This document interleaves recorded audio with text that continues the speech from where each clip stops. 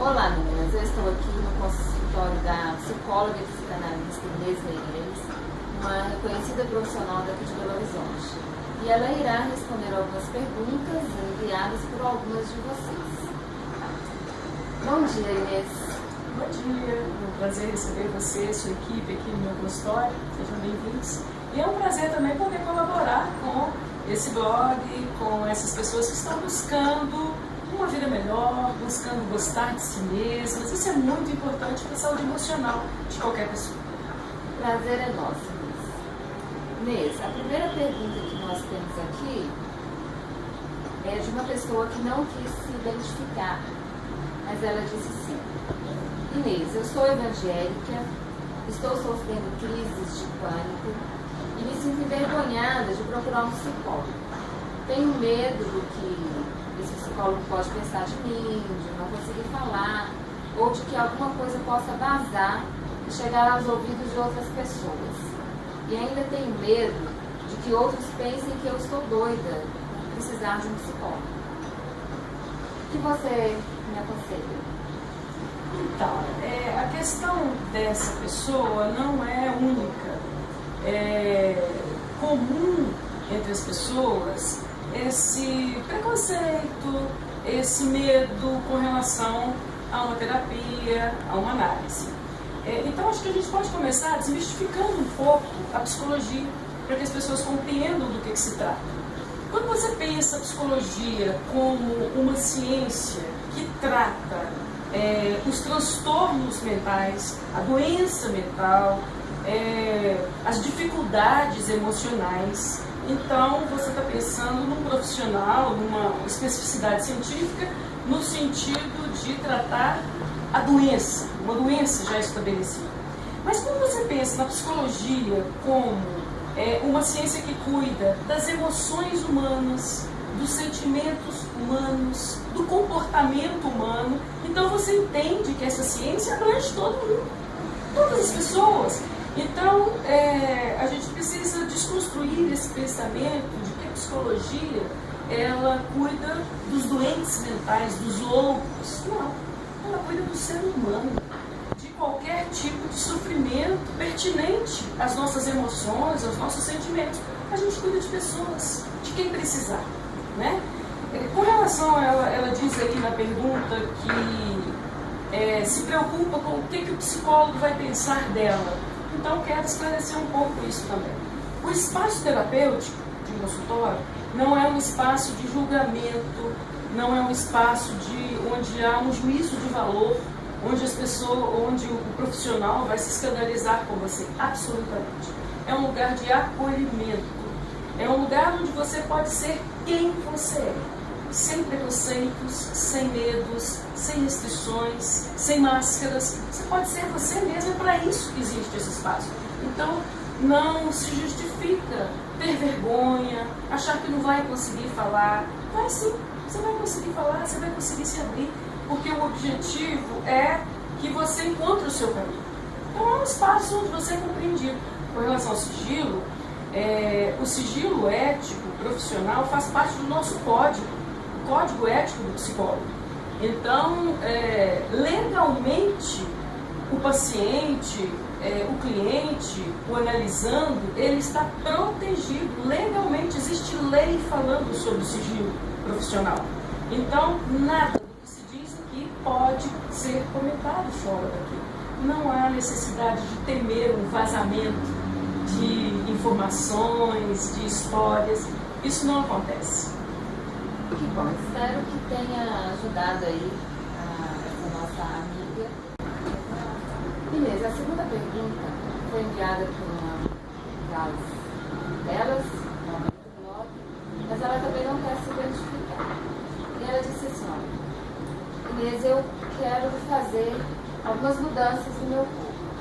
E eu penso que se eu fizer uma cirurgia para tirar as gordurinhas da barriga, se eu colocar uma prótese para aumentar os seios, se fizer uma cirurgia, se eu cuidar de algumas partes do meu corpo, do rosto, eu penso que eu não vou precisar de mais nada. Eu acho que até aí eu estarei realizada. Todos os meus problemas estarão resolvidos. Exatamente. O que eu faço? É a pergunta dela. Eu a gente fica um pouco preocupado com essa fala de que todos os meus problemas serão resolvidos. Na verdade, é importante gostar de nós mesmas, é importante cuidar da gente, cuidar do nosso corpo, mas o envelhecimento é um processo natural, é um processo de vida. Só não envelhece quem morre jovem, né? Então envelhecer é viver. É lógico que nós precisamos envelhecer com qualidade de vida, com qualidade emocional e com beleza também, por que não? Isso é muito importante. Mas quando a beleza se torna o nosso ideal principal, quando nós focamos nisso, quando parece que todos os problemas da nossa vida estão centrados na nossa aparência, no nosso corpo, a gente está lidando com um problema. Por quê? Não é verdade. Mesmo que eu corrija tudo aquilo que eu achar que não está legal no meu corpo, ainda vão sobrar as minhas emoções, as minhas questões pessoais, a minha autoestima, o valor pessoal. Isso ainda vai restar para que eu trabalhe no outro momento. E além disso, o processo de envelhecimento, ele vai acontecer naturalmente. E é um risco das pessoas começarem a consertar o tempo todo, não aceitando o processo, uma rebelião contra o processo de envelhecimento, e aí entram num ciclo de reparações plásticas, cosméticas, aprisionam-se num ciclo que pode ser muito perigoso e que certamente vai gerar frustração, né?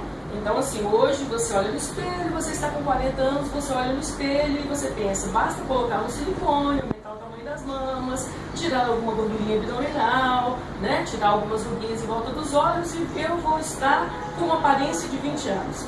E aí eu pergunto a você, isso faz de você uma mulher de 20 anos? Não faz. Você continua tendo 40 anos. E o ano que vem você vai ter 41, 42. E você vai ver que não é só mama, que não é só gordurinha da barriga, que são coisas que vão acontecendo no corpo. Então a gente precisa aceitar com alegria o processo de envelhecimento. É lógico que há intervenções que podem ser feitas, que são aconselháveis até do ponto de vista médico e até psicológico, sim. Ou alguma coisa que esteja realmente prejudicando a saúde, eu acho legítimo fazer algumas modificações. Mas cuidado para não se aprisionar no ciclo de beleza, bem-estar. Essas duas coisas podem não ser tão resposta, causa e efeito como essa pessoa que está fazendo a pergunta pode pensar. Outras questões precisam ser trabalhadas. Então, nos ajuda a entender uma coisa. Algumas pessoas vão para o outro lado dessa questão. Algumas pessoas entendem que porque eu vou envelhecer, eu também não preciso me cuidar. Já que eu vou envelhecer, eu tenho que aprender, eu tenho que envelhecer bem, então eu não posso fazer um botox, um revestimento, às vezes até umas intervenções aí mais simples. Como é que a gente encontra aí ponto de equilíbrio dessa questão? Então, interessante isso que você está colocando, porque os polos, os extremos, são igualmente perigosos. Sempre. O consenso, o equilíbrio está longe dos polos. Sempre. Então, se por um lado eu não aceito o envelhecimento natural e estou sempre fazendo intervenções, aprisionada, refém de intervenções, de um padrão de beleza que eu não vou atingir em função da idade que eu tenho, se eu estou nesse extremo, eu estou com problemas. Mas se eu estou no extremo oposto também, de dizer, olha, envelhecer é natural, eu não vou me importar com isso, o que acontecer, acontece, eu não vou interferir no processo da natureza, isso também é perigoso, porque aí a pessoa está deixando de cuidar de si, está deixando, ou pelo menos está dando sinais de que não se importa muito consigo. Então, se por um lado nós devemos ter cuidado com os excessos cosméticos, com as intervenções da cirurgia plástica, enfim, nós também precisamos ter cuidado com o desleixo, com dar pouca importância à aparência. Na verdade, nós precisamos gostar de nós mesmos e estarmos bem em qualquer fase da vida, apenas estar bem para aquela fase. Por exemplo, se quando eu tinha 20 anos, eu queria estar bem como uma garota de 20 anos. Hoje, depois dos 40, eu quero estar bem como uma mulher de mais de 40 anos, ou 50, ou 60, enfim. Eu preciso estar bem, fazer o máximo que eu puder para estar bem dentro da idade, da minha faixa etária. E esse máximo que eu estou falando, não estou falando dos extremos, não. Eu estou falando de cuidar da minha saúde, do meu corpo, do peso, né, dos meus cabelos, da minha pele, de estar bem comigo mesmo, né? Mas sempre tendo o limite da aceitação, de aceitar-se como é e de aceitar o fluir do tempo, o passar dos anos, que é inevitável. Algumas pessoas entendem esses cuidados como pecado. Vaidade, acham que se, né, mesmo talvez com equilíbrio, que se entrarem nessa onda de cuidar da beleza, podem ser castigadas, que isso não agrada a Deus. Novamente aí é o ponto de equilíbrio. Eu acho preocupante essa questão do pecado, não agradar a Deus por estar cuidando de si. Eu realmente não entendo essa equação que termina aí em se cuidar, ser sinônimo de vaidade, né? Eu penso que vaidade, enquanto um problema, ela se refere muito mais à autossuficiência, à pessoa que se orgulha demais de si mesmo e que acha que não precisa de ninguém. Eu entendo a vaidade mais nesse sentido, não do cuidado próprio, né? Se eu posso usar um hidratante para minha pele permanecer mais suave, mais lisinha, agradável ao toque, por que não fazer isso? Por que não? Por que seria pecado, né?